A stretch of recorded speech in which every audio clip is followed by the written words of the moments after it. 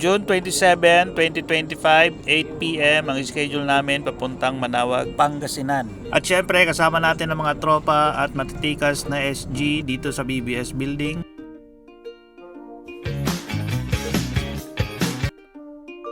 Nabalitaan nga ng aming grandfather na si Lolo Fred na pupunta kami ng Manawag, Pangasinan. Napagpasyahan niya na rin na sumama at didiretso na kami ng Baguio. Noong una nga ay nag-aalangan ako na isama siya dahil pagod at puyat ang kalaban sa kalsada. At sa edad niya na 68 years old ay baka mahirapan siya sa pagbiyahe. At dahil nga sa desidido talaga siya, wala na talaga tayong nagawa kundi isama.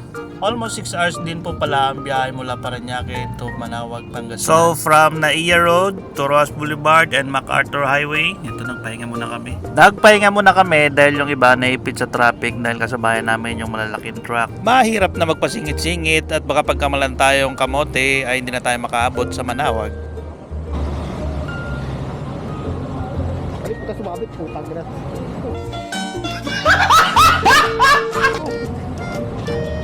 Sarap mo na lang, purot mo na lang. Hey, what's up? Ah! Oh! Umalo! Uy! Marcos Highway. Dito kami sa Marcos Highway, galing Parañaque, multinational. What's up, guys? After 6 hours ka na biyahe namin ay nakarating na kami dito sa may Manawag, Pangasinan. Ramdam ko na excited na talaga ang aming grandfather dahil hanggang ngayon hindi pa talaga siya inaantok. Nagsimba, nagpa-blessing ng motor at yung iba nga ay bumili rin ng pasalubong. Tagad mo, para masarap. Yan ako na dali.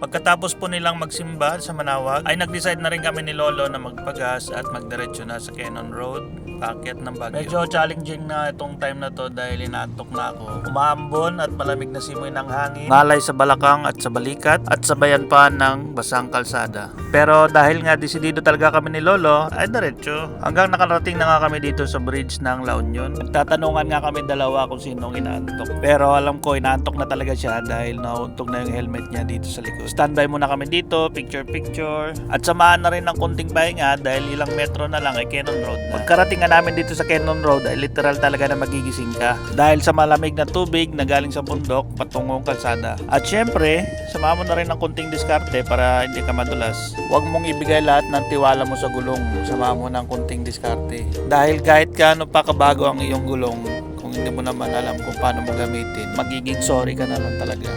After 1 hour nga namin na biyahe, nakarating na kami dito sa Baguio at ayun, may nag-counterflow si Kuya. Naku, mahuli ka dyan. Diretso na kami doon kay Uncle Jerry sa Navy Base, isang dating matikas na patrolman ng La Trinidad, Benguet. At hanggang dito na po, maraming salamat sa panonood.